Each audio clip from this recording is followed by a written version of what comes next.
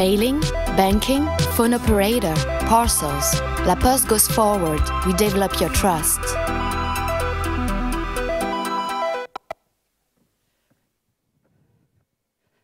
Eh bien, bonjour à tous. Merci d'être avec nous. Je suis Pascal Leguerne, je suis journaliste. Je suis ravi de passer ces 2 heures en votre compagnie. Ce rendez-vous donc du groupe La Poste dans ce salon du e-commerce. Nous sommes ensemble jusqu'à 16 heures. Un nouveau site marchand se crée toutes les demi-heures aujourd'hui en France. L'an passé, selon la FEVAD, la Fédération de l'e-commerce et de la vente à distance, les ventes sur Internet ont atteint 45 milliards d'euros et au cours du premier trimestre 2013, le nombre de Français qui achètent en ligne a continué d'augmenter de 5%. Malgré ces chiffres, seul un peu plus d'une PME sur 2 sont présentes sur Internet, essentiellement d'ailleurs via un site vitrine, seulement 14% seulement en site marchand.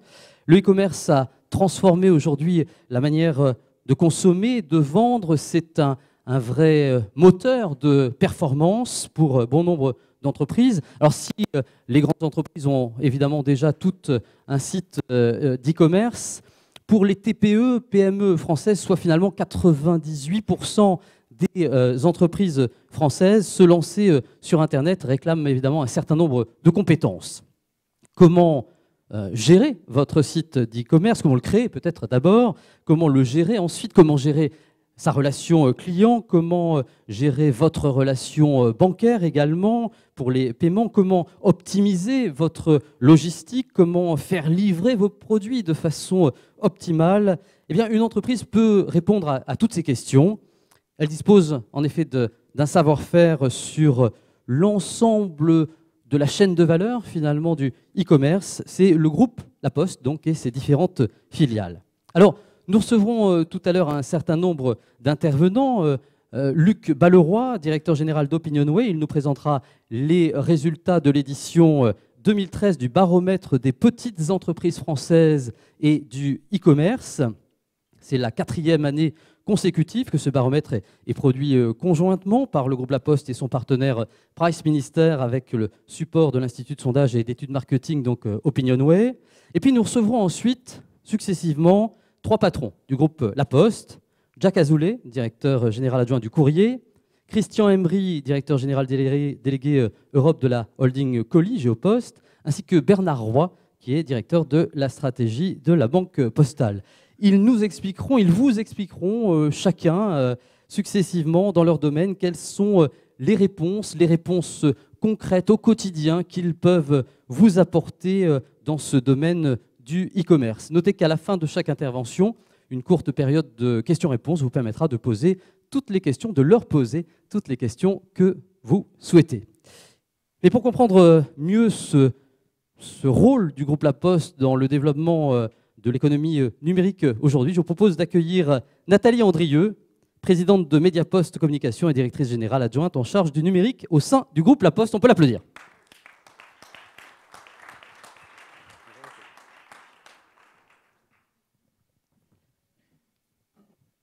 Nathalie Andrieux, oui. Le groupe La Poste a toujours été un partenaire privilégié des entreprises, petites ou grandes d'ailleurs, dans leur développement commercial, tant en France qu'à l'international.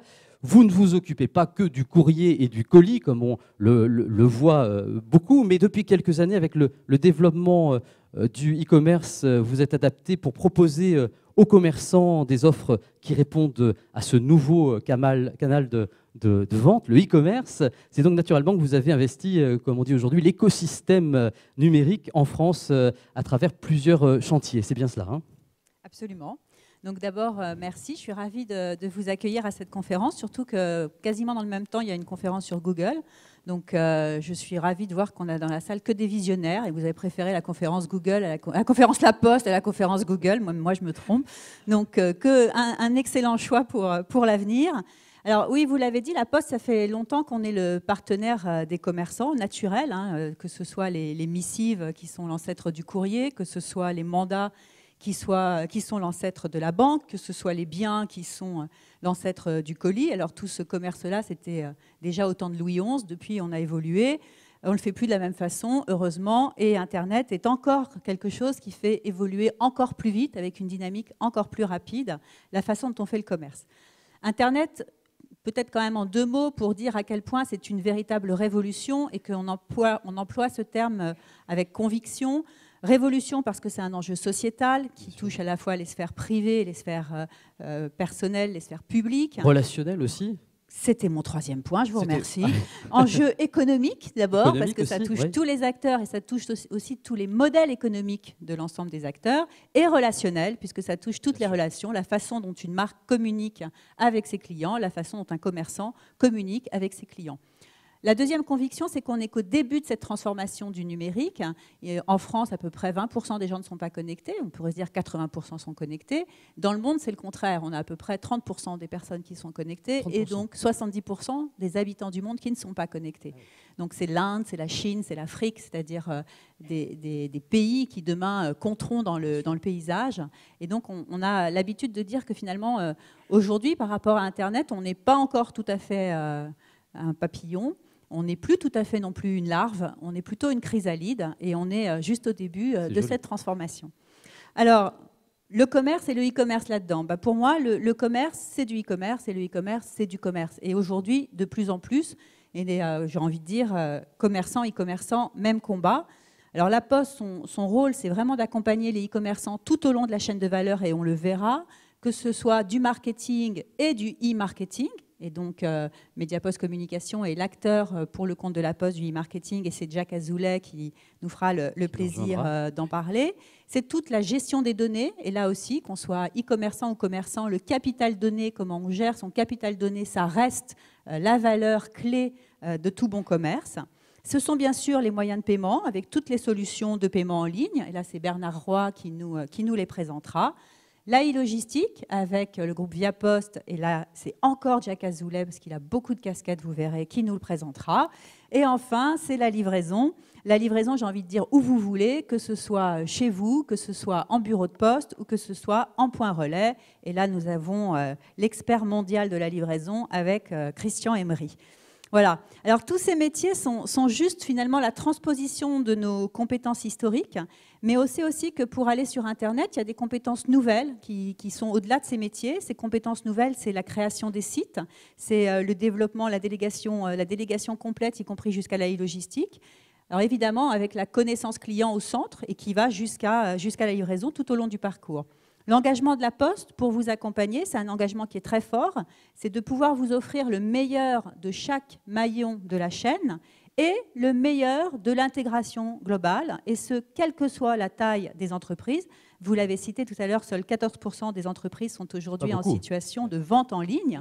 Donc, ce n'est pas beaucoup, ça veut dire qu'il y a pas mal de boulot. Alors, de nombreuses TPE, PME n'osent pas encore se lancer dans l'aventure du e-commerce. Peut-être en faites-vous partie d'ailleurs. Hein. Idées reçues, méconnaissance du sujet. Finalement, tout ça peut vous freiner dans la démarche d'ouvrir une boutique en ligne. Qu'est-ce que vous avez à leur dire finalement ? Alors, ce que j'ai à leur dire, c'est que le numérique, effectivement, ça peut créer des craintes, ça peut créer des doutes, et pourtant, on le sait, et encore une fois, le baromètre OpinionWay que nous avons lancé en exclusivité avec Rakuten et Price Minister vous le démontrera, et pourtant, on le sait, 71% pensent que c'est indispensable. Donc, en passant d'ailleurs, vous pouvez le faire sur société.com, qui crée aussi des sites vitrines en 2 ou 3 clics, donc ça va très vite. Alors, ce que j'ai envie de dire, c'est je comprends la difficulté. Je comprends la difficulté parce que oui, c'est le même métier et oui, en même temps, ça fait appel à des compétences différentes. La deuxième chose, c'est que nous vivons à La Poste cette transformation, cette mutation liée au numérique. C'est-à-dire que je ne suis pas en train de parler de quelque chose que nous ne connaissons pas pour nous-mêmes.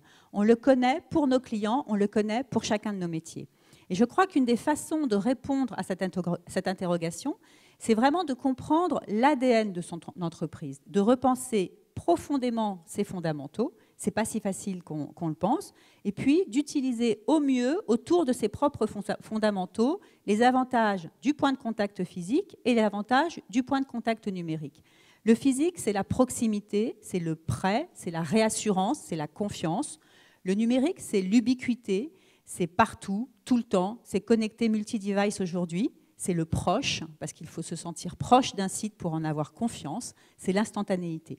Donc, il faut jouer avec les deux. donc en pensant son ADN. Un exemple, Kodak et Fujifilm. Kodak américain numéro 1 sur son secteur, Fujifilm numéro 1 sur son secteur au Japon.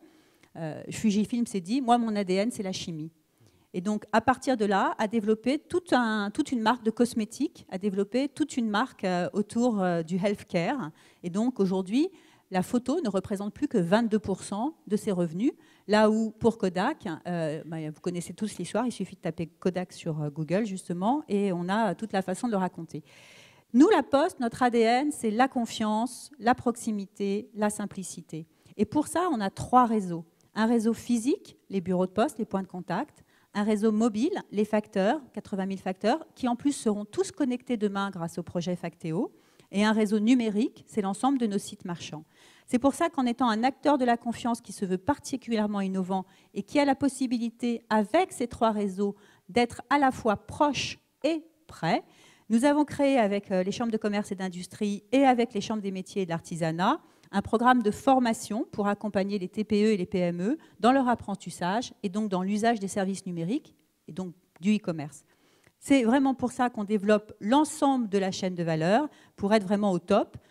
Confiance, facteur connecté, tout le monde a confiance en son facteur. Les stats disent qu'on est juste après le boulanger, juste avant le sapeur-pompier.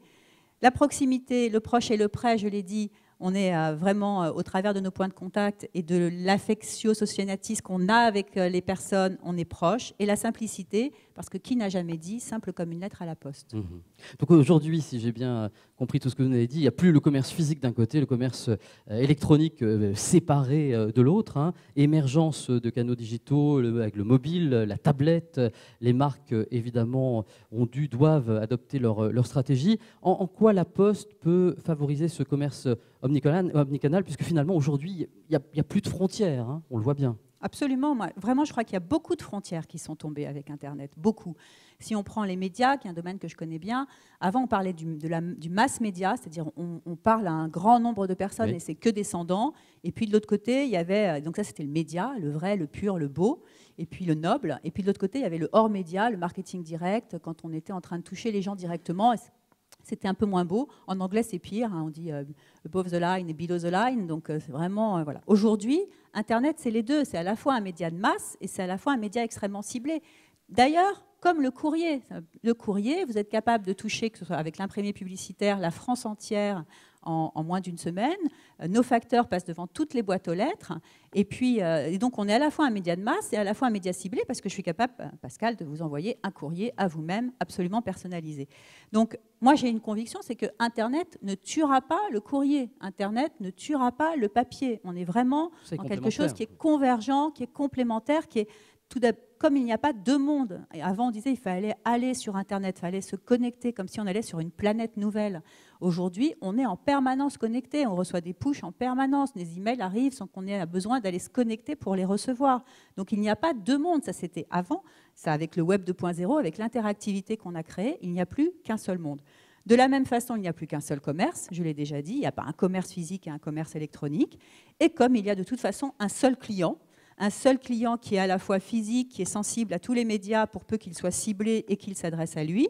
L'enjeu, la difficulté si on n'y arrive pas, l'opportunité si on pense comme cela, c'est vraiment de construire autour de l'expérience client, parce que finalement le client c'est lui qui a la main, c'est lui qui décide, c'est lui qui sait où il veut se renseigner, là où il veut acheter, et c'est pas la même chose. Certains voudront se renseigner sur Internet, acheter en magasin, d'autres feront exactement l'inverse. Donc tout ça, c'est finalement, pour faire simple, le commerce c'est juste la satisfaction du client, c'est vraiment le b.a.-ba du bon commerce. C'est pour ça que je finirai un petit peu comme j'ai commencé, en criant haut et fort que commerçants et e-commerçants mènent magnifique et ambitieux combat. Et j'espère que tous nos patrons vont pouvoir vous démontrer que la Poste est le meilleur allié que vous puissiez avoir pour mener ce combat. Merci. Merci Nathalie Andrieux, merci beaucoup.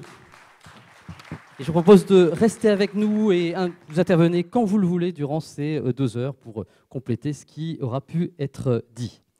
32 millions, c'est le nombre de Français qui achètent aujourd'hui sur Internet. Mais le commerce sur Internet évolue rapidement et l'Omnicanal en a parlé, a introduit de nouvelles règles du jeu dans ce commerce. Alors, où en sont aujourd'hui les petites entreprises françaises face au e-commerce? Comment s'adaptent-elles pour tirer profit de ce e-commerce? Est-ce qu'elles adoptent justement une démarche omnicanale, donc cette synergie entre le monde physique et le monde numérique? Eh bien, c'est ce que va nous montrer Opinionway au travers de l'édition 2013 du baromètre Price Minister, La Poste, les petites entreprises françaises et le e-commerce.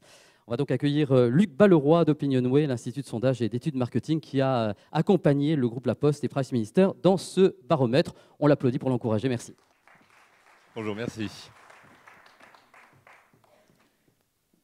Il faut déjà que j'apprenne à le faire marcher. C'est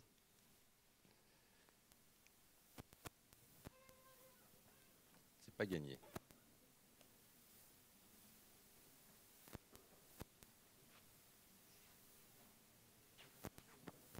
Alors, c'est pas gagné du tout, hein. Donc, je vais vous le faire par cœur.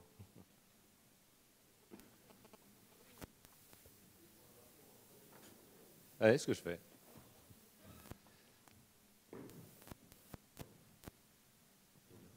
Ah. Et sans les chiffres, c'est embêtant pour... Voilà. Ça y est, c'est très bien. Non, mais c'est Internet, c'est un peu compliqué. Donc, bonjour à tous. Nous avons l'honneur de conduire cette quatrième vague du baromètre, comme l'a expliqué tout à l'heure Pascal, pour le groupe La Poste et Price Minister. Cette quatrième vague que nous avons conduite donc, auprès des petites entreprises du secteur du commerce et de l'industrie des biens de consommation. 1005 entreprises interrogées, toutes de moins de 50 salariés. Une étude qui a été conduite entre la fin avril et le début du mois de mai de cette année.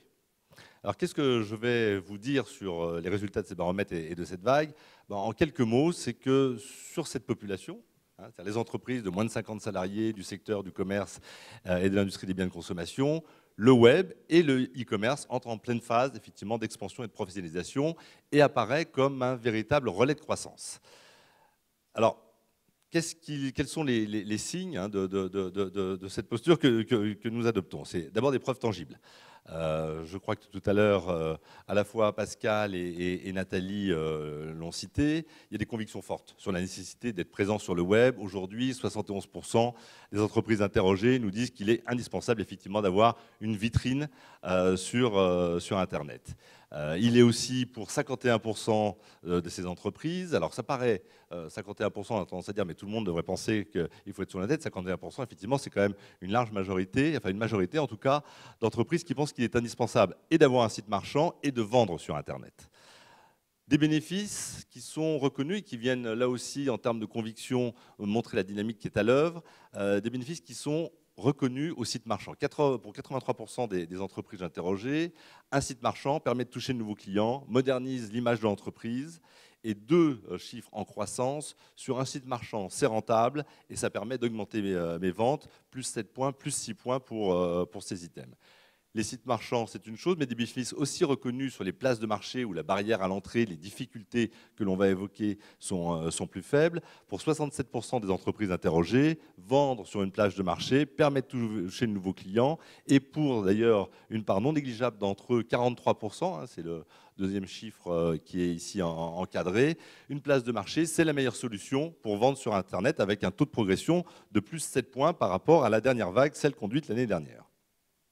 Ces convictions, elles se traduisent concrètement par des chiffres. Aujourd'hui, on a passé la barre symbolique des 50% des entreprises présentes sur le net. 52% le sont parmi celles qu'on a interrogées. Sachant qu'on est sur un échantillon représentatif, donc on peut imaginer que c'est 52% des entreprises. Donc une croissance assez nette depuis l'année dernière. 44% y ont un site vitrine. 14% un site marchand, 8% sont sur une place de marché avec effectivement une évolution forte sur le site vitrine, une évolution moins nette en tout cas sur les sites marchands, mais assez forte aussi sur les places de marché. Ce qu'il faut avoir en tête, parce qu'il ne faut pas regarder uniquement sur une année, mais regarder dans une dynamique de marché. Aujourd'hui, 6 sites sur 10 ont été créés au cours des 3 dernières années. Donc on est dans une réelle dynamique d'expansion, que ce soit pour les sites vitrines ou que ce soit pour les sites marchands. Avec une volonté, donc c'est là où on voit que ce n'est pas une présence passive, mais une vraie volonté d'animer ces sites. 3 registres, vous avez du rose, vous avez du bleu et vous avez du rouge. En rose, c'est toutes les actions qui ont été conduites par les entreprises pour enrichir le contenu. Enrichir le contenu avec des photos, de la vidéo, le premier poste, 68%, mais aussi avec du blog, avec des articles, 33%, ou des jeux concours, des opérations spéciales. C'est donc l'animation du site. Deuxième élément, c'est d'être dans l'interaction avec les visiteurs. Pour 34%, effectivement, une telle action a été conduite au cours de l'année passée. Et puis, et ça c'est l'enjeu quand même de ces sites vitrines, je pense que vous en reparlerez ensuite, des sites vitrines et des sites marchands ensuite dans vos débats, c'est comment je génère du trafic sur mon site. Donc on voit bien l'emailing, l'échange de liens, la newsletter, les campagnes de marketing direct, le référencement payant, l'achat de bannières, l'affiliation, tout ça, toutes ces actions ont été conduites pour générer du trafic. Sachant qu'effectivement, pour 47% des entreprises interrogées, c'est aussi s'inscrire dans la modernité en étant présent sur Facebook, les réseaux sociaux. Des bénéfices tangibles à tout ça.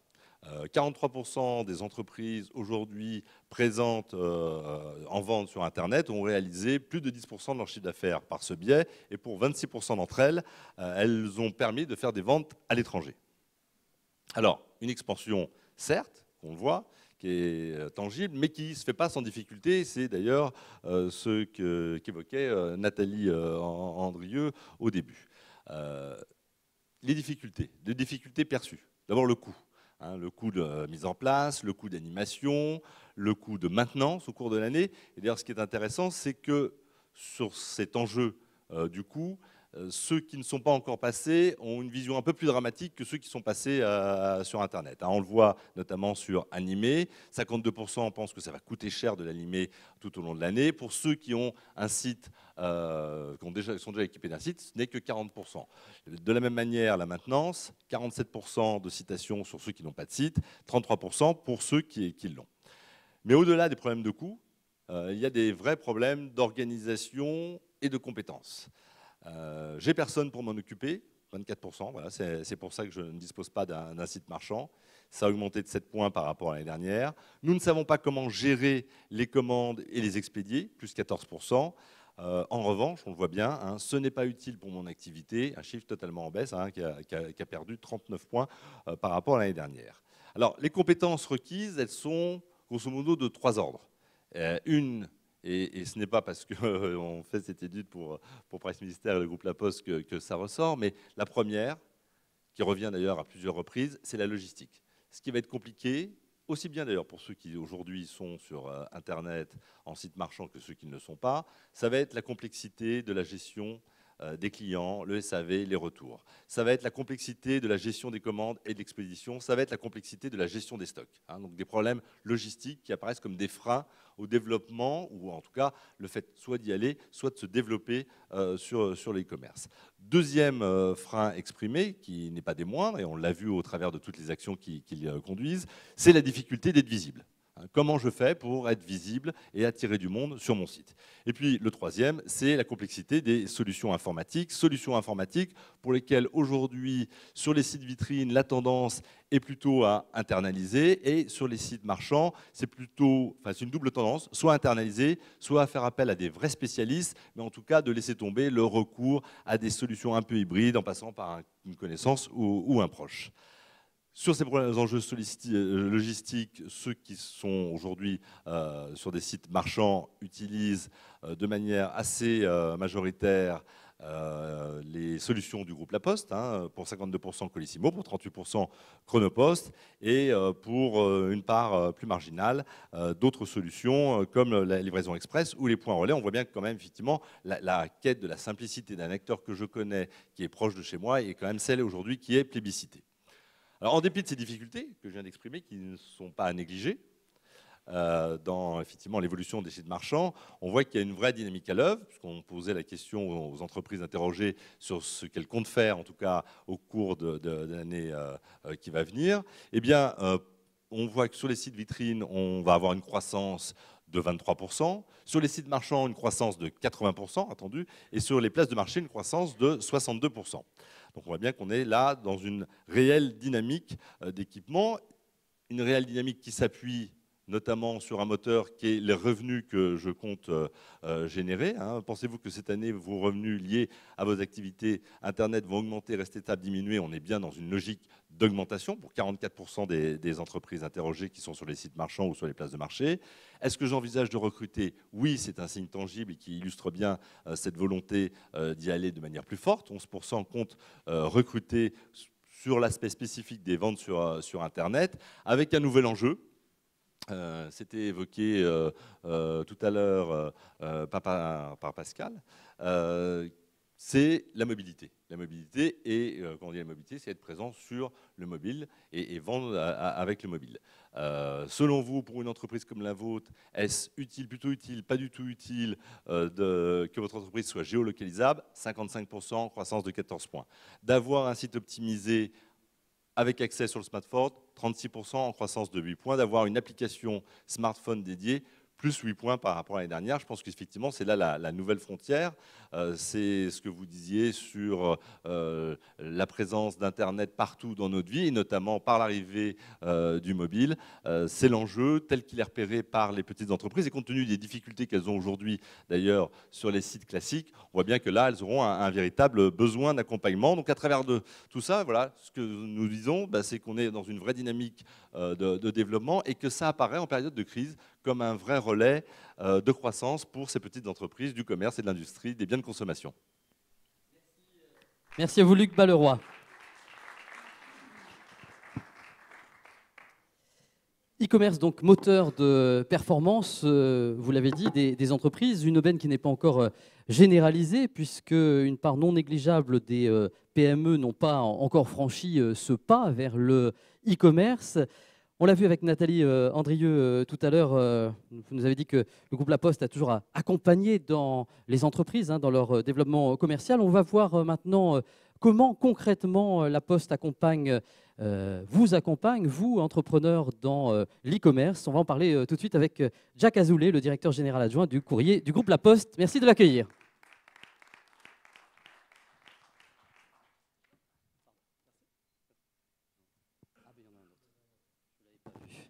Très bien, parfait. Bonjour à toutes et à tous. Alors aujourd'hui, Jack Azoulay, quand on parle du courrier, on pense spontanément à l'affranchissement, au papier également. Qu'est-ce que vient faire le groupe courrier finalement dans le e-commerce?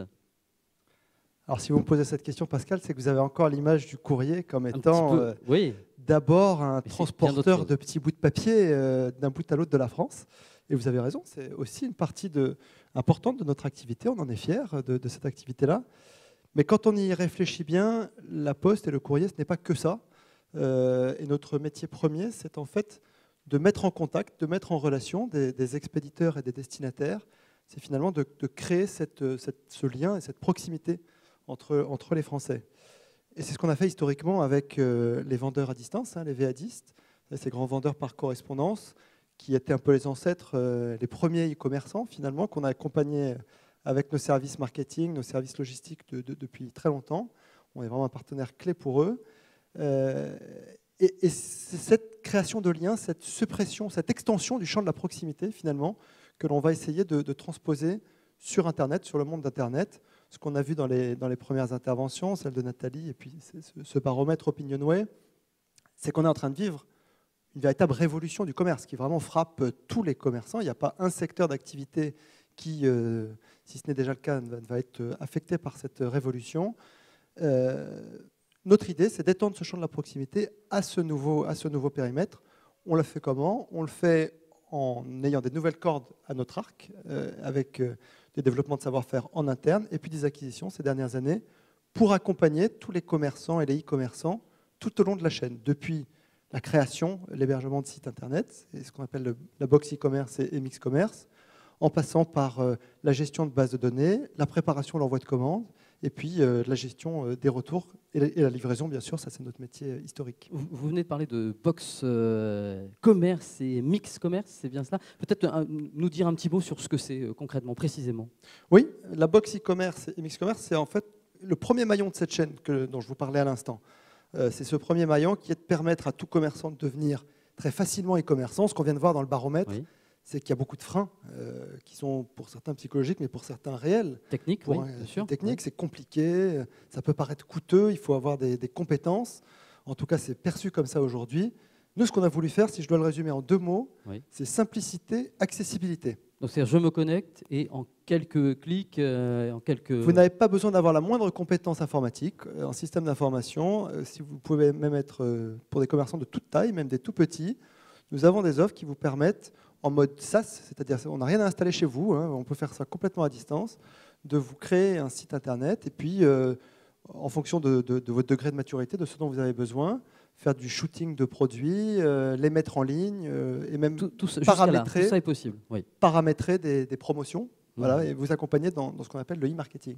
Alors on va imaginer que j'ai créé mon site marchand grâce à vos offres. J'ai fait une partie donc, du chemin, j'ai fait la moitié du chemin parce que être visible sur Internet c'est bien, mais il faut que mes produits soient visibles, sinon ça ne sert pas à grand-chose.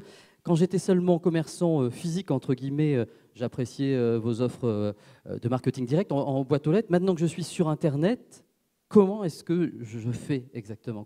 Là, vous pouvez m'accompagner également. Oui, vous avez tout à fait raison, parce qu'avoir son site Internet, c'est très bien, mais c'est un peu comme planter son magasin au milieu du désert. Ça ne sert pas à grand-chose. Il va falloir assez vite mettre au moins des panneaux indicateurs pour que les gens sachent que vous avez ouvert un magasin. Les panneaux indicateurs, c'est un peu le référencement Google, c'est un peu le premier réflexe. C'est d'ailleurs une des options de nos offres qu'on évoquait tout à l'heure, la box e-commerce et Inmix Commerce. Et puis, en même temps, ça ne suffit pas toujours le référencement Google, et le plus souvent, il vous faut autre chose pour faire venir les gens sur votre site. Et c'est vrai que nous avons développé depuis 2 ans, au sein du groupe Mediapost Communication, que préside Nathalie, toute une série de savoir-faire, à la fois en acquérant Adverline, qui est une régie publicitaire, qui était une des toutes dernières régies publicitaires indépendantes sur Internet. Donc, ce sont des acquisitions du groupe La Poste. Exactement, des acquisitions qu'on a faites dans les 2 dernières années. Adverline, ce que ça fait, c'est que ça vous met en visibilité sur plus de 700 sites du web français, et ça vous permet d'être connu sur 700 sites. Donc d'être référencé finalement. D'être référencé, voilà, d'avoir cette visibilité dont vous parliez tout à l'heure. Et puis on a aussi acquis d'autres entreprises, toujours au sein de Mediapost Communication, pour faire de l'emailing en fonction de vos cibles, B2B ou B2C, selon que vos prospects sont des entreprises ou des particuliers. Voilà, ça s'appelle Vertical Mail et Cabestan, mais en tout cas, on a cette capacité de vous accompagner sur tous ces outils web. Puis vous l'avez dit tout à l'heure, quand vous étiez commerçant standard, mais vous l'êtes sans doute encore, vous êtes les deux, vous utilisiez les offres de marketing direct, il ne faut pas oublier ces outils traditionnels. Je crois qu'il y en a qui s'affichent à l'écran. Ça marche aussi très très bien. Merci, je l'ai là. Ça marche aussi très très bien pour générer du trafic vers un site internet. Vous pouvez envoyer des courriers, des mailings classiques. C'est encore mieux si vous y ajoutez un tag 2D, vous le rendez connecté. Ou ce que vous avez à gauche là, c'est une nouveauté qu'on a lancée l'année dernière. Ça s'appelle une WebKey. C'est tout bête. C'est une espèce de clé USB qui s'insère dans un mailing et qui permet de renvoyer vers une adresse URL, donc de renvoyer vers votre site internet. Ça permet de générer du trafic. Vous avez l'autre option qui est à droite. Ça, c'est un peu ludique et ça attire le regard. C'est ce qu'on appelle WinUp dans notre petit jargon. Ce sont des étiquettes qui viennent se coller sur l'enveloppe. Et vous pouvez très bien mettre l'adresse de votre site internet. Là, vous aviez d'autres exemples à l'écran, mais vous pouvez avoir l'adresse de votre site internet ou même un tag 2D pour que les gens viennent se connecter sur votre site internet. Donc tout ça, évidemment, et on l'a dit tout à l'heure, les deux sont importants. Auparavant, on faisait des campagnes de masse, si je puis dire, tous horizons. Sur Internet, est-ce qu'on est également dans l'emailing, le mailing de masse, ou est-ce qu'on peut faire du ciblage, j'imagine? Bien sûr, c'est même recommandé. Si vous faites un envoi en masse, il y a de fortes chances, si vous êtes en emailing, que ça finisse comme un spam directement à la corbeille. On a tous ça dans nos boîtes aux lettres. Voilà, et que ce ne soit pas lu du tout. Non, au contraire, il vaut mieux cibler, si vous voulez avoir un bon retour sur investissement de vos campagnes, il vaut mieux bien cibler. Et là aussi, on a évidemment toute une série d'outils pour vous accompagner dans le ciblage. Cabestan, que j'évoquais tout à l'heure, qui est le spécialiste de l'emailing B2C qu'on a acquis. Je fais juste une parenthèse sur Cabestan, vous ne le savez sans doute pas, mais l'an dernier, La Poste, avec sa filiale Mediapost, a envoyé autant d'emails qu'elle a distribué d'imprimés publicitaires en boîte aux lettres. Plus de 10 milliards de chaque. Plus de 10 milliards de chaque. 10 milliards de chaque dans l'année. Donc, cette entreprise Cabestan vous permet de faire ce qu'on appelle du retargeting. C'est-à-dire ? Ça veut dire du reciblage, du ciblage précis, exactement ce que vous décriviez à l'instant. Plutôt que de mettre une bannière publicitaire ou d'envoyer un email tous azimuts, vous pouvez cibler.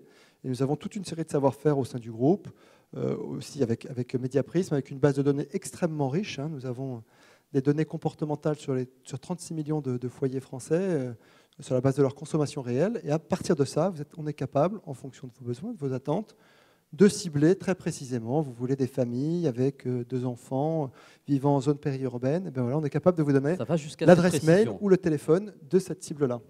Alors on peut donc faire des campagnes ciblées, les clients vont venir sur le site internet, n'empêche qu'il va falloir également les fidéliser, ces clients, ils sont venus une fois, ce serait bien qu'ils reviennent un petit peu. Comment faire pour qu'ils, je ne sais pas si le mot existe, qu'ils réachètent finalement, hein? Oui, vous avez raison, c'est même capital parce que ça a un coût d'acquérir ces clients, tous ces outils d'acquisition de clients, ça représente un investissement. Et pour le rentabiliser, il faut que les gens reviennent régulièrement et achètent régulièrement sur votre site. Pour la fidélisation, on a toute une série d'outils, là aussi, d'outils traditionnels. Vous pouvez commencer par les mailings, ça marche très très bien aussi pour cette forme de fidélisation. Encore mieux si vous y ajoutez, comme on le disait tout à l'heure, des tags 2D ou la WebKey. On a fait, pour vous donner un exemple récent, avec un VADiste qui est présent depuis longtemps sur Internet, qui est Damar. Vous connaissez tous Damar. Pour leurs clients, ils ont fait un site privé avec une vente privée en ligne. Et ils ont utilisé cet outil, la WebKey, c'est l'exemple que vous avez là. Ça permet d'attirer, de faire réacheter des acteurs, des clients peut-être un peu qui vous avez un peu oubliés. Donc voilà, vous avez ces outils traditionnels qui marchent bien. Oui. Et vous avez aussi, peut-être que certains d'entre vous dans la salle sont clients ou clientes d'Yves Rocher. Dans ce cas-là, vous recevez chez vous des cartes très personnalisées. Vous avez dû remarquer qu'il y a, ou peut-être que maintenant vous le remarquerez encore mieux, vous avez en fait jusqu'à 6 ou 8 champs de personnalisation sur ces cartes. Ce n'est pas un hasard. La photo que vous recevez, si c'est une robe rouge, si c'est plutôt pour Yves Rocher, si c'est un rouge à lèvres ou un soin de nuit, c'est que vous avez sans doute déjà acheté ce produit ou qu'on sent que vous avez une appétence particulière pour ce produit-là. Et y compris les offres promotionnelles, celles que vous pouvez gratter sur ces cartes, peuvent être très particulièrement ciblées en fonction de votre appétence, de votre profil.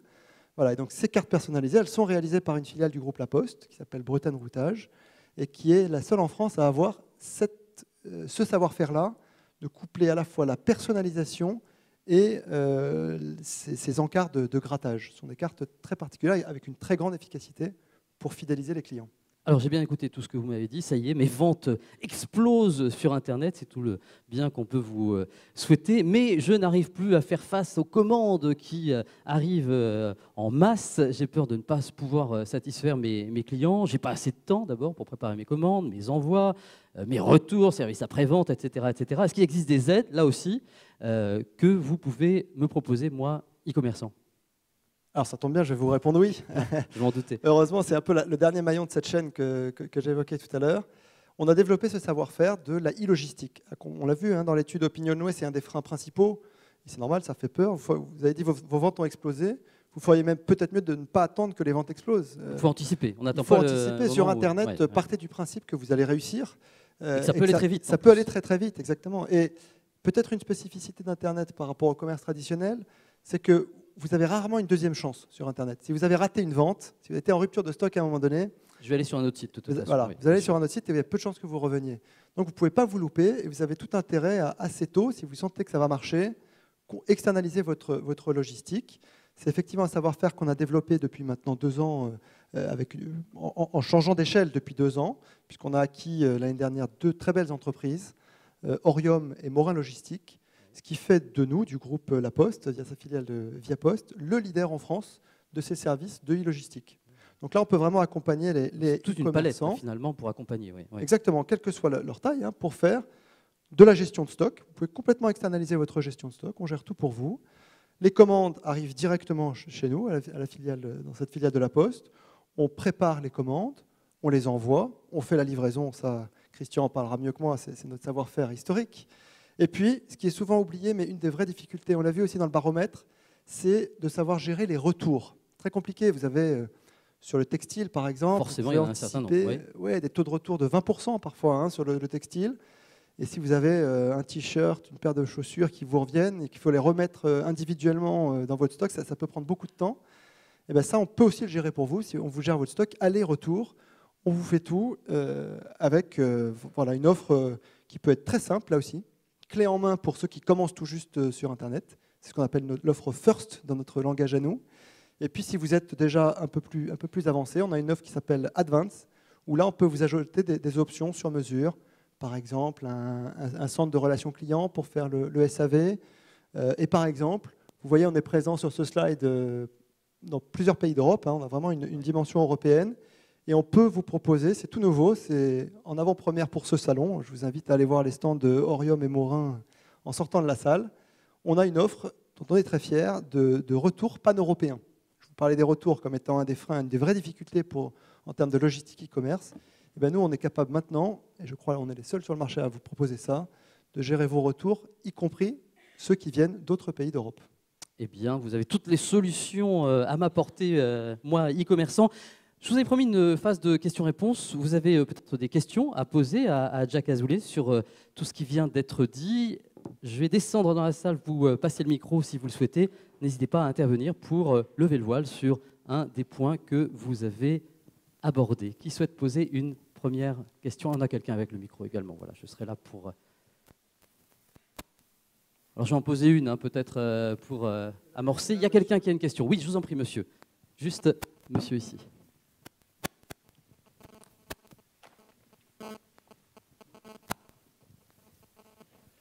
Bonjour, tout d'abord. Bonjour. J'ai une boutique de vente en ligne de produits numériques, justement. Et j'ai un secteur dans mon activité qui touche beaucoup le SAV, notamment chez Apple, au niveau des iPhones, des iPads, etc. Du fait qu'on ait déjà une boutique en ligne, est-ce que vous pouvez nous apporter des offres complémentaires quand on est déjà en activité? Ou est-ce que c'est essentiellement, je dirais, pour les entreprises jeunes et nouvelles, par Internet? Non, vous l'avez compris, nos offres s'adressent à tous les e-commerçants, quel que soit leur stade de maturité. Donc on peut vous proposer de créer votre site, mais si vous l'avez déjà, c'est encore mieux, c'est très bien.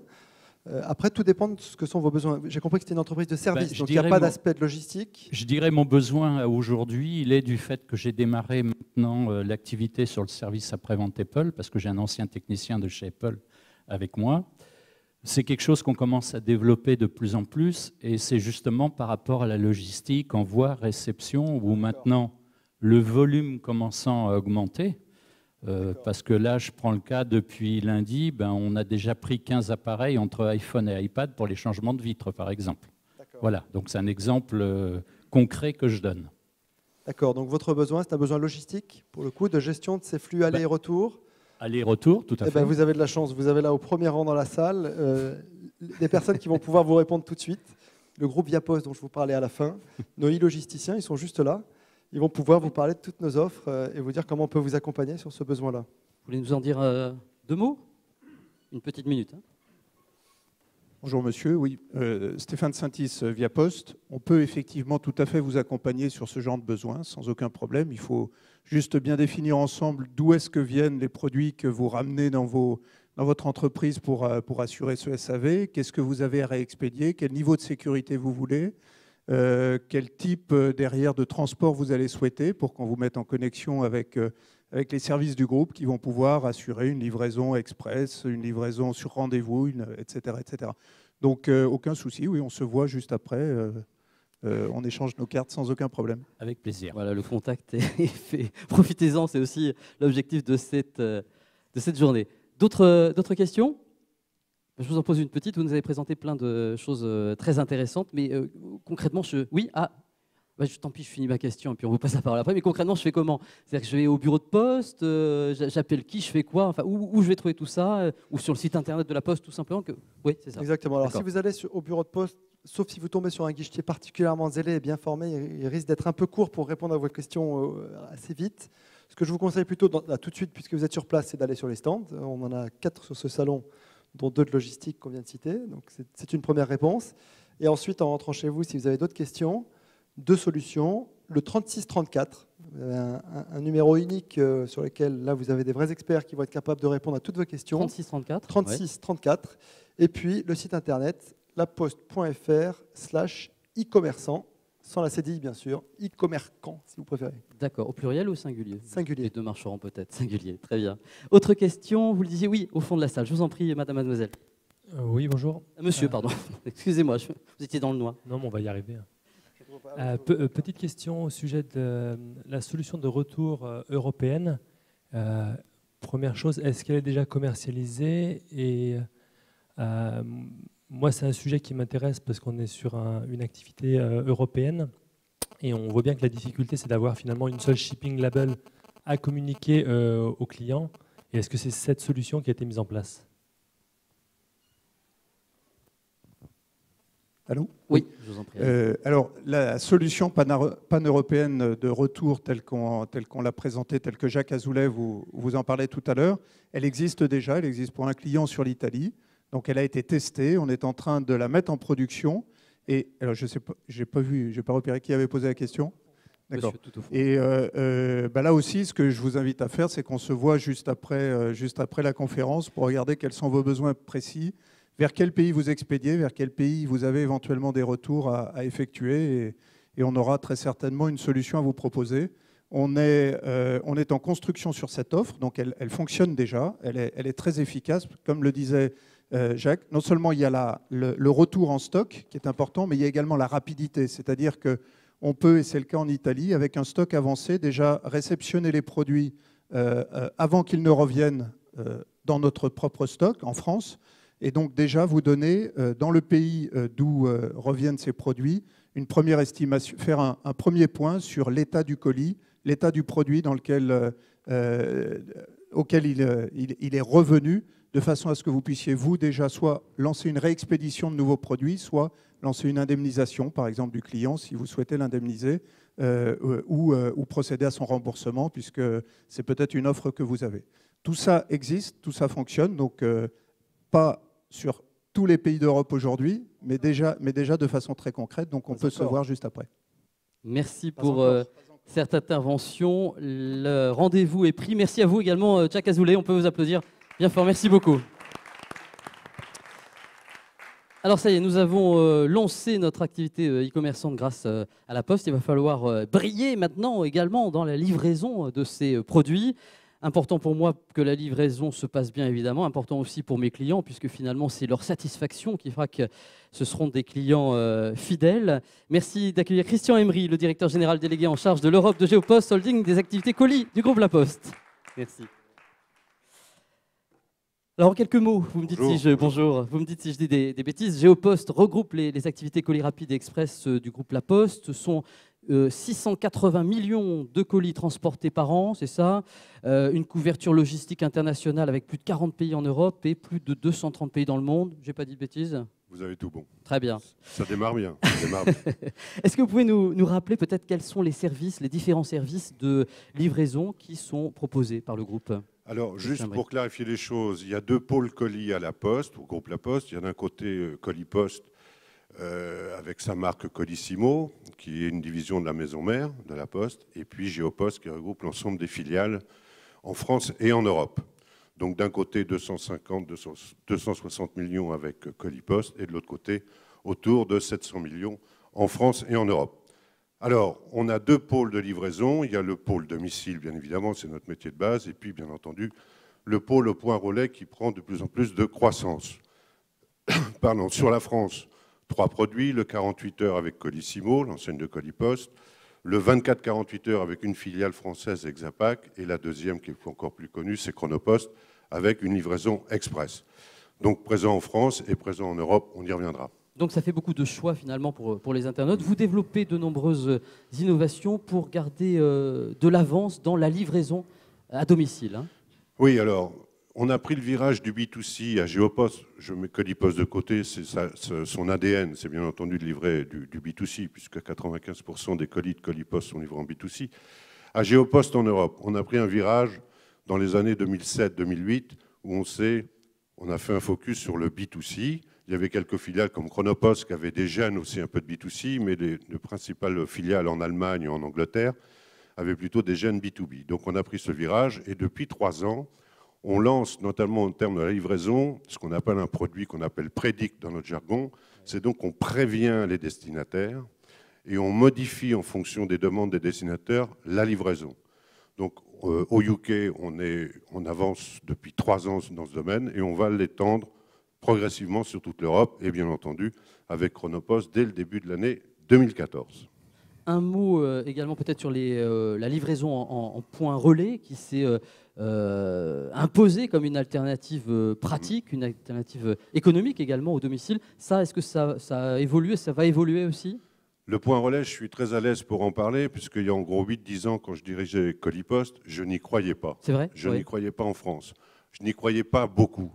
Et puis les faits ont montré que finalement, ça... on peut tous dire des bêtises. Voilà. Donc le point relais a pris une avancée en France assez forte, notamment en France. Je vous parlerai un peu des autres pays européens.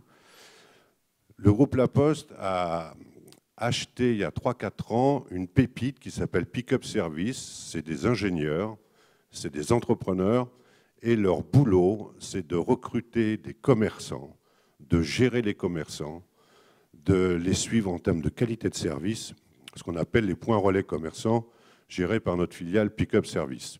En France, aujourd'hui, on a autour de 7000 points relais, et l'alternative de livraison au point relais versus le domicile commence à prendre une ampleur très importante, puisqu'aujourd'hui, Chronopost en bénéficie bien évidemment, Colipost également, un peu Exapac. On est quasiment aujourd'hui autour de 90 000 à 100 000 colis par jour déposés en point relais. Donc je vous laisse voir un peu la part importante que prend ce mode de livraison. En plus je dirais, de cette croissance forte et de ce mode de livraison réclamé par les destinataires, hein, donc les internautes, on est en train de développer un autre produit qui s'appelle le Web to Shop. Ça veut dire qu'il y a des grands e-commerçants qui veulent servir de point relais leur propre boutique physique. Et nous, avec Pickup, on va faire le lien entre les commandes qui vont atterrir dans les boutiques de grandes enseignes et donc qui serviront de point relais. Mais pour une entreprise, on a 2 gros clients, c'est Orange et Numéricable, qui ont déjà adopté ce système. Et là-dedans, Pick-up Service a une réelle valeur ajoutée. Et ça fonctionne très bien. Et ça fonctionne très bien.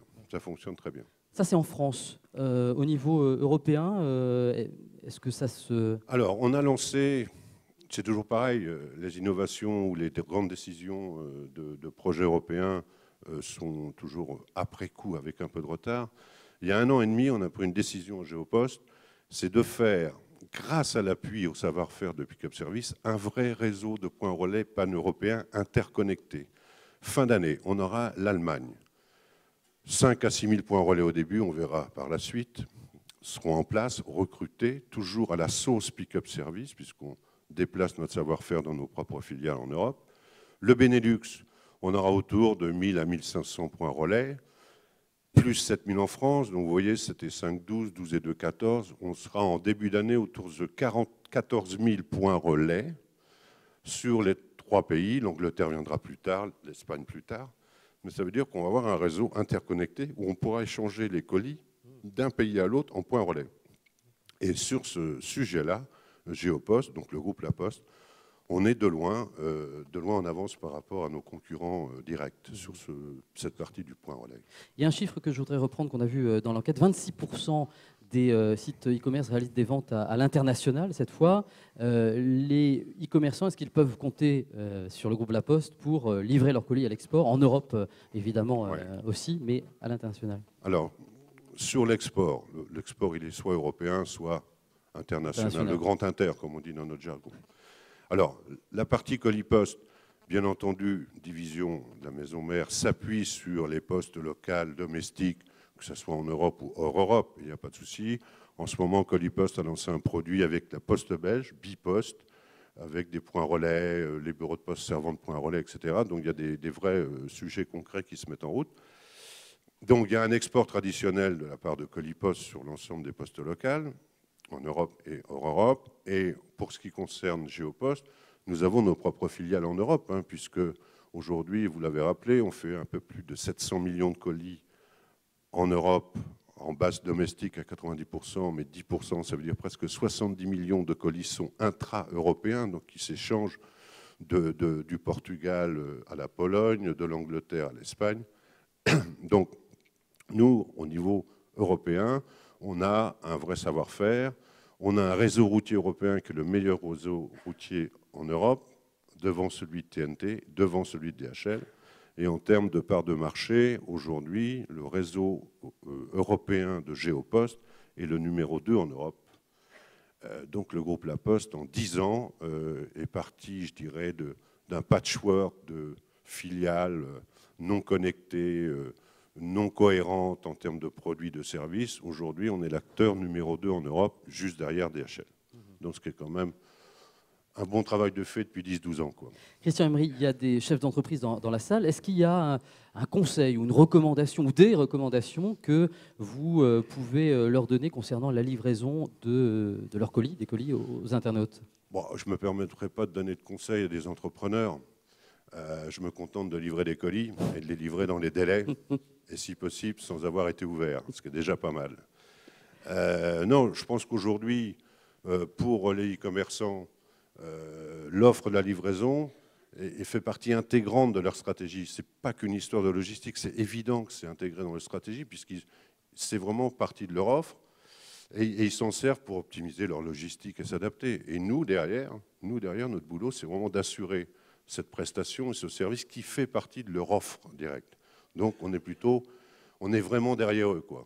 On est vraiment derrière eux. On appuie. Voilà. Très bien. Restez avec nous également. La parole vous est ouverte pour une courte phase de questions-réponses. Toutes les questions que vous souhaitez également à Christian Emery. Le micro circule. Qui souhaite intervenir? Je vous en prie, n'hésitez pas. Sinon, je vais en poser une petite en attendant. Vous n'êtes pas seul sur le marché du colis, Christian Emery. Pourquoi, finalement, moi, commerçant, e-commerçant, vous choisir, vous, notamment en Europe, plutôt qu'un concurrent? Oui, ça c'est une bonne question. Ça. Je suis un peu embarrassé, mais c'est une bonne question. Je pense que la manière dont on a construit ce groupe Géopost depuis 10-12 ans, il a un avantage, mais énorme par rapport au bloc DHL, TNT, puisque nous on se bat UPS, DHL, TNT, GLS, à un degré moindre, mais c'est quand même nos trois gros concurrents. On a une réactivité domestique, puisque le départ de la construction de ce réseau Géopost, en gros, il y a 3 grandes marques. Il y a DPD pour l'Europe du Nord, l'Angleterre, l'Allemagne et les pays de l'Est, Benelux, Seur en Espagne, qui est l'expressiste majeur et leader, et évidemment Chronopost et Exapac en France.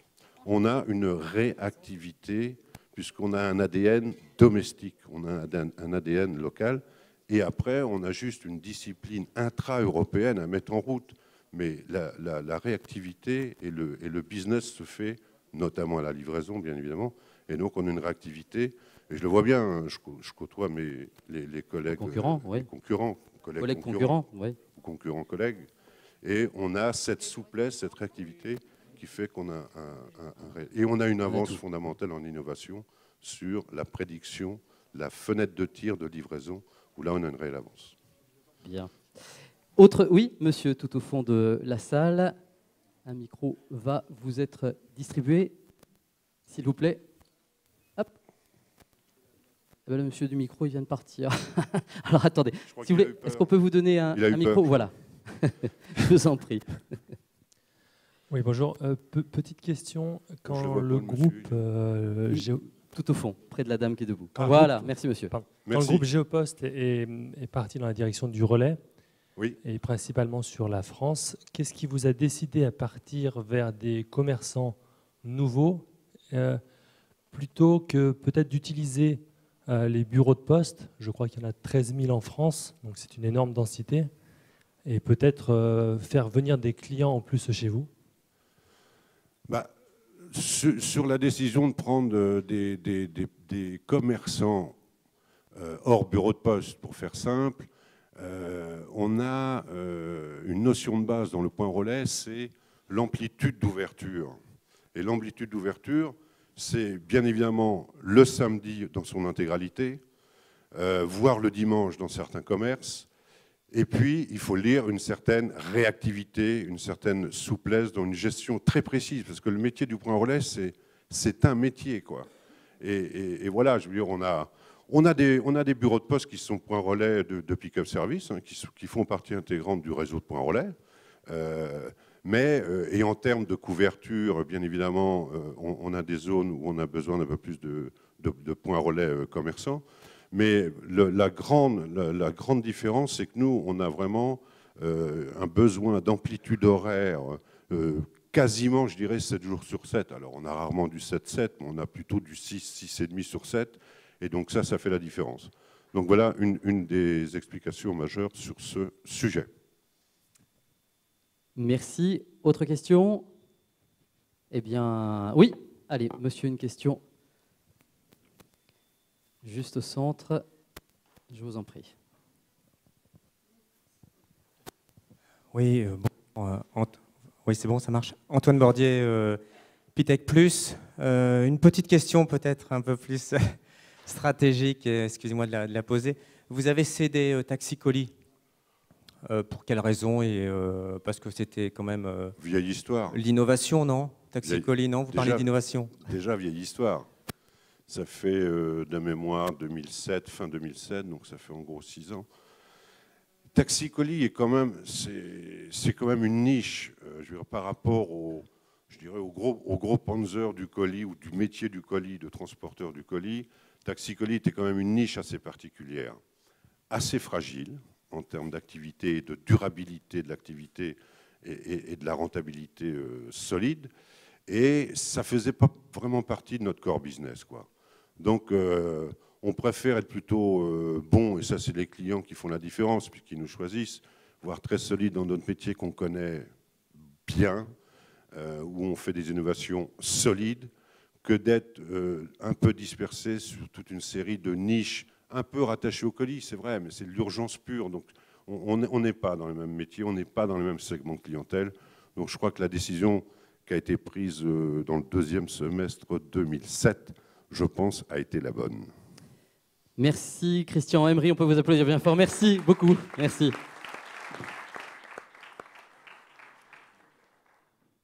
Efficacité, rentabilité, croissance. En tant qu'entrepreneur, il vous faut maintenant un partenaire bancaire de choix, vecteur de confiance pour vous, e-commerçants, pour vos clients également, évidemment. Un partenaire qui est à même de vous accompagner de façon personnalisée. On va accueillir Bernard Roy, directeur de la stratégie de la Banque Postale.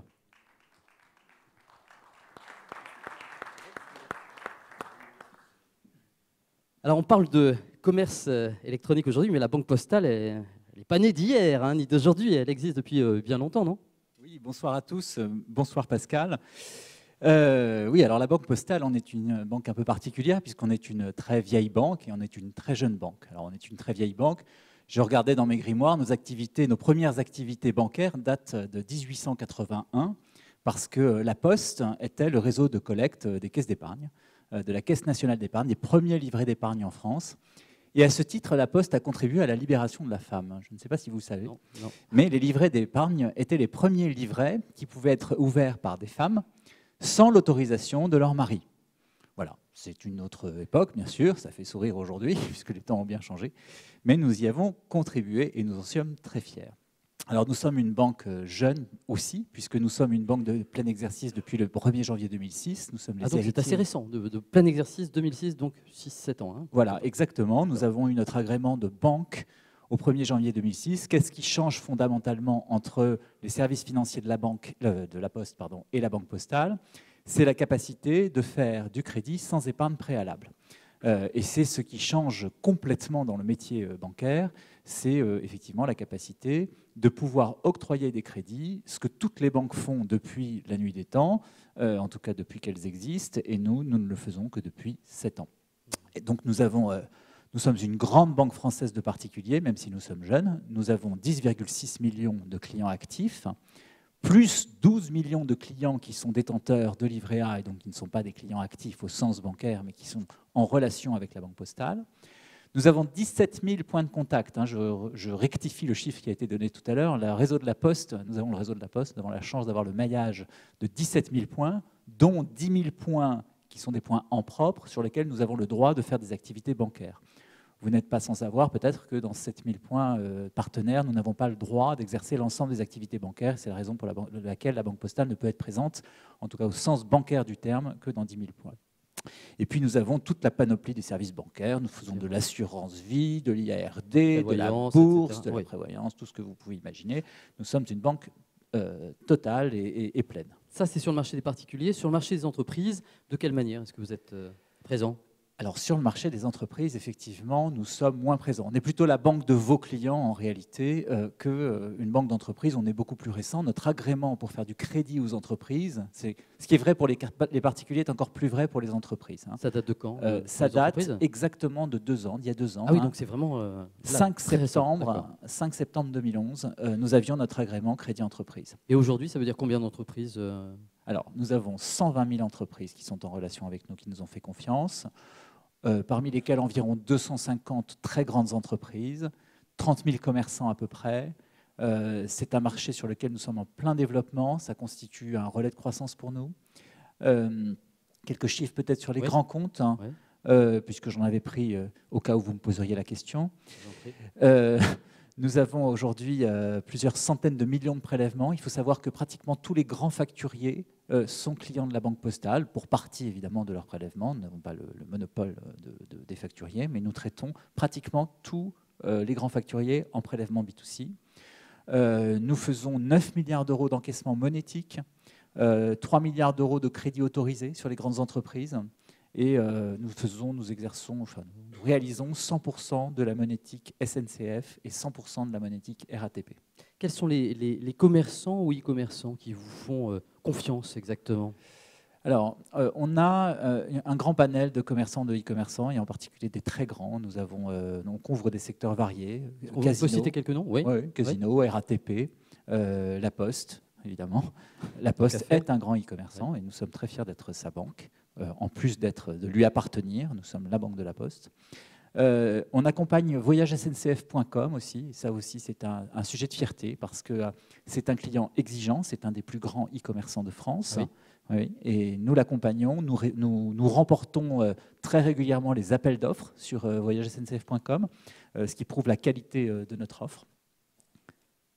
Et vous voulez me parler des petites entreprises certainement également, parce que c'est important. On a parlé des grands comptes, ça c'est bien, mais pour les entrepreneurs qui sont potentiellement dans la salle, est-ce que vous les accompagnez également et combien y en a-t-il ? Mais bien sûr, Pascal, nous les accompagnons aussi. Oui, en fait, on a un spectre très large d'actions. On est très connu en monétique. Les entreprises saluent beaucoup notre reporting monétique. C'est la raison pour laquelle on est le monéticien des très grands. Mais on est aussi la banque de la Poste, avec le maillage de la Poste, les atouts de la Poste, la tarification de l'entreprise publique que nous sommes. Et par conséquent, beaucoup de petites entreprises nous font confiance. Nos atouts, c'est le maillage territorial. Bien sûr, la capacité. C'est une force que n'ont pas toutes les banques. Absolument. Notre proximité, j'ajoute notre compétitivité tarifaire. Parce que je vous invite toujours à venir comparer avec les prix de la Banque Postale. Sur le long terme, ne vous gênez pas, comparez nos prix et faites votre choix en toute connaissance de cause parce que nous avons une excellente compétitivité en la matière. Alors vous venez de parler de prix et quand un entrepreneur se lance sur Internet, il a besoin de doter son site marchand également d'un système de paiement sécurisé en ligne. La sécurité est importante pour le client. Quelle solution est-ce que vous proposez aujourd'hui ? Alors on propose aujourd'hui la solution Celius, via un contrat la Banque Postale de type VAD, avec la garantie de paiement, puisque la solution Celius s'appuie sur la technologie 3D Secure. Alors vous savez ce que c'est 3D Secure ? Ça permet de lutter contre la fraude, c'est ça ? Absolument, 3D Secure, c'est vous recevez un SMS une fois votre commande passée, avec un numéro que votre banque vous donne. Vous entrez ce numéro qui est non rejouable, qui est une fois unique. Et puis, sauf au loto. Sauf au loto, si vous le souhaitez. Mais on va vous en donner à chaque fois. De toute façon, ne vous inquiétez pas, on n'est pas du tout avare en numéros. Très bien. Et voilà, cette technologie, elle est nativement intégrée à la box e-commerce. On en parlait tout à l'heure, la box e-commerce de création des sites marchands. Donc, on propose cette solution Celius en natif. Reste que malgré cette technologie 3D Secure utilisée donc par Celius, certains commerçants, e-commerçants, consommateurs également, surtout qui achètent en ligne, restent réticents à donner leurs coordonnées bancaires comme ça. Ça peut provoquer parfois un abandon de panier, préjudiciable évidemment pour l'e-commerçant. Quelle réponse est-ce que vous donnez à cela ? Pascal, c'est un grand jour aujourd'hui, parce que le 24 septembre, nous attendions la date du salon du e-commerce, justement, pour cet événement. Nous sortons avec nos 2 partenaires bancaires, Société Générale et BNP, la solution Pélib. C'est aujourd'hui qu'on la sort. Alors, par hasard, il se trouve qu'il y a d'autres stands en ce moment même où on parle de Paylib. On lance une solution de paiement qui est le premier portefeuille, on dit wallet dans le métier, le premier wallet multibancaire sécurisé en France, au monde. On est en fait en solution multibancaire. On a trouvé un nouveau mode de paiement. Alors, ce n'est pas exactement une nouvelle solution de paiement, au sens, ce n'est pas un nouvel instrument de paiement, puisqu'on s'appuie sur la carte bancaire. Mais la grande nouveauté de Paylib, c'est que c'est la banque qui va rentrer vos numéros de carte à votre place. Ça, c'est complètement novateur, évidemment. Vous voyez bien que nous n'avons plus besoin d'intermédiaire. Quand vous vous inscrivez, vous n'entrez pas vos numéros de carte. À aucun moment. À aucun moment, nous sommes votre banque, nous connaissons vos coordonnées bancaires. Donc, je connais votre carte bancaire, bien sûr, si vous êtes à la Banque Postale. Et croyez-moi, ces données sont très sécurisées. Elles sont sécurisées exactement comme votre argent. Et par conséquent, nous entrons à votre place votre numéro de carte bancaire et nous réalisons la transaction directement. Et la puissance de Paylib, c'est son interbancarité. C'est-à-dire que nous pouvons payer un commerçant qui n'est pas à la Banque Postale.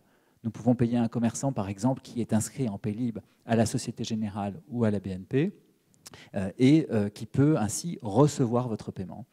La sécurité est toujours assurée par les banques elles-mêmes. Le système Paylib, en fait, c'est une plateforme intelligente de routage, mais qui assure que la sécurité reste dans les banques. Donc moi, e-commerçant, simplement, il faut que je fasse partie d'une de ces banques pour que ça... C'est une alternative finalement à PayPal, on peut dire ça? Ah oui, c'est non seulement une alternative à PayPal, mais c'est effectivement une réponse à PayPal. Il faut savoir que pour un banquier, le cauchemar, c'est de savoir que vos données, nos données de carte bancaire se baladent sur un nombre de sites incalculable, et en particulier même dans les bases de données de PayPal. Parce qu'il faut savoir que quand vous vous enrôlez dans PayPal, vous avez confié vos numéros à PayPal.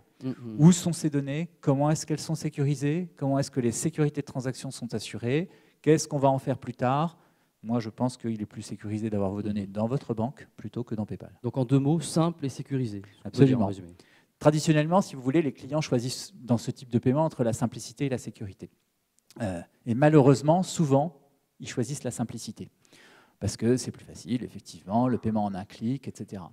Alors nous, banquiers, c'est notre cauchemar, il fallait qu'on réponde à ça, et il fallait qu'on donne une solution qui encapsule en même temps la simplicité et la sécurité. Voilà, ce système, évidemment, on en est très fiers, il sera gratuit pour les particuliers, il sort aujourd'hui, donc dès aujourd'hui... Des articles dans la presse d'ailleurs, hein, oui. Je lisais ça dans le métro tout à l'heure. Voilà, il est dans les applis, ça y est, j'espère que tout marche bien. Là, il y a quelques promoteurs du système ici que je salue, que je remercie d'ailleurs pour l'implication que toutes les équipes techniques ont eue. Il faut savoir que Paylib, c'est un tour de force, hein. Ça a été sorti en un an. Ah oui. On a doublé V.me, on a doublé Wallet Google, on a doublé à peu près tout ce qui se faisait en projet. C'est-à-dire que tous ceux qui faisaient des slides, nous on a dit on ne fait pas de slides, on va faire le système. On l'a fait en un an et on l'a sorti. Merci. Des questions également? Je vous en prie, le micro est à votre disposition, la parole circule, c'est à vous de jouer. Qui souhaite intervenir? Allez monsieur. À aujourd'hui, donc rebonjour tout d'abord. Oui, bonjour monsieur, heureusement que vous êtes là. À aujourd'hui, donc je travaille essentiellement, on l'a cité avec PayPal parce que bien sûr c'était le plus connu jusqu'à aujourd'hui, car on ne connaissait pas encore vos services que l'on vient de découvrir avec grande joie. Aujourd'hui, j'ai PayPal, je veux accéder à votre système de paiement en ligne, n'ayant pas un compte à la Banque Postale, est-ce que c'est réalisable ou pas? En tant que commerçant, hein. En tant que boutique de e-commerce. Hein. Alors, vous pouvez vous adresser en fait non seulement aux 3 banques qui sont évidemment de préférence à la Banque Postale, si je puis me permettre, mais bon, si jamais on tardait à vous répondre, vous pouvez aussi, par dépit, vous adresser aux 2 autres banques confrères néanmoins concurrentes. Vous pouvez aussi vous adresser aux prestataires d'acceptation technique, Atos, Payline, Ogone, tout ça, ces gens sont habilités en fait à commercialiser Paylib. Donc en fait c'est très très facile. On a voulu une solution très ouverte, très facile d'accès, qui vous permettent très très facilement et très rapidement de vous équiper. Je vous rassure, c'est pas pour pas ouvrir un compte à la Banque Postale, hein. C'est pas du tout mon propos. Oui, puisque vous qu'on soit tout à fait d'accord, mais madame était cadre de banque pendant 45 ans, donc c'est un petit peu la raison pour laquelle je suis pas à la Banque Postale. Voilà, pour répondre. C'est jamais trop tard. Mais ce n'est pas impossible. Autre question, autre interrogation, qui souhaite intervenir une fois, deux fois, trois fois? Une petite question que je peux vous poser également, peut-être sans trahir de secret d'État. Sur quel projet est-ce que vous travaillez actuellement? Est-ce qu'il y a des innovations qui sont dans vos cartons pour le futur des paiements? Belle question, je vous remercie. Qu'est-ce qu'on travaille en innovation que je puisse vous dévoiler? Alors, bien sûr, l'innovation paiement est très stratégique pour une banque et pour le groupe La Poste. Les paiements, c'est super parce que ça rejoint tout un tas de compétences que nous avons en tant que banque, mais aussi que nous avons en tant que groupe. Alors, je peux peut-être vous parler des choses qui sont pour l'instant dans notre réflexion, qui sont sous forme de slides, comme on disait tout à l'heure avec nos concurrents préférés. On travaille évidemment sur la suite de Pélib. Alors la suite de Pélib, ce sera quoi? Ce sera déjà la gestion des documents liés au paiement dans un coffre-fort électronique. Et coup de chance, nous avons Digipost. Et ça, on va s'appuyer sur Digipost justement pour... Digipost, c'est une filiale également qui va vous permettre tout cela? Oui, c'est une filiale du groupe La Poste qui est un coffre-fort sécurisé notamment, mais qui fait beaucoup d'autres choses, et en particulier qui peut nous aider à réaliser le paiement de factures. Et nous souhaitons nous appuyer sur Digipost pour stocker les documents liés au paiement. Alors les documents, ça peut être une facture, une garantie, un mode d'emploi. Vous voyez que tout ce qui peut être dématérialisé et mis dans un coffre, c'est bien agréable parce que ça vous permet de retrouver facilement les traces de paiement. On a d'autres choses aussi dans la roadmap, comme on dit. On a le paiement de proximité. On a la question du paiement à l'expédition ou paiement à la livraison. Là aussi, on va s'appuyer sur les compétences du groupe. Qui mieux que La Poste sait qu'un commerçant a mis son colis en poste? Qui mieux que La Poste sait que le colis a été délivré? Et j'ai envie de dire, alors parmi d'autres, bien sûr, la Banque Postale est aussi le tiers de confiance pour l'argent. Donc vous voyez qu'on peut être en même temps tiers de confiance pour le paiement et pour la distribution. Donc ça, ce sont des projets qui vont, j'espère, rapidement arriver à maturité. On travaille aussi, évidemment, on essaye de rapprocher les deux mondes de paiement qui sont offline et online. Online, donc en ligne, offline, en proximité. Oui. Évidemment, dans notre roadmap, on essaye de trouver en fait la puissance de la sécurité online pour des paiements offline. On travaille sur le sans contact aussi, puisqu'on est dans des paiements sans contact, bien voilà. sûr. Donc c'est autre chose, ça c'est le paiement de proximité, mais disons qui est facilité par votre mobile par exemple. On s'appuie sur la technologie micro-SD pour l'instant pour faire ces expérimentations. Et puis on réfléchit, là c'est très prospectif, on réfléchit sur des solutions de paiement en s'appuyant sur le réseau des bureaux de poste. Par exemple, ce qui serait super, c'est de pouvoir commander sur Internet. Et pour ceux qui ne souhaitent pas payer en ligne, évidemment, il y a Pélib maintenant, donc on dirait, pour ne pas avoir confiance en paiement en ligne. Mais bon, il y a peut-être encore une frange de gens qui n'ont pas de carte bancaire, par exemple, et qui pourraient aller payer directement au bureau de poste, par exemple. Voilà. Donc ça, on y réfléchit aussi. Ça fait partie de nos réflexions stratégiques. Donc, plein de projets encore dans les cartons. Merci Bernard Roy. Merci beaucoup. Merci à tous. Merci à tous pour votre participation. N'oubliez pas l'édition 2013 du baromètre Price Ministère La Poste, les petites entreprises françaises et le e-commerce. C'est maintenant accessible. Pour cela, il vous suffit d'aller sur laposte.fr/e-commerçant. Vous avez un petit bouton à cliquer et vous pouvez télécharger les résultats de cette étude. Profitez également de ces 3 jours de salon pour aller dans les autres rendez-vous du groupe La Poste durant toute cette semaine. 5 ateliers solutions en salle 12, dont vous trouverez le programme complet auprès du stand du groupe La Poste qui se trouve au stand K23. Merci à tous pour votre participation. Nous vous invitons maintenant à un moment de convivialité, des échanges informels autour d'un cocktail. Je vous propose de vous diriger vers le fond de cette salle, un cocktail sur le thème de l'international offert par Géopost Holding Colis du groupe La Poste. Merci à tous, passez une excellente fin d'après-midi.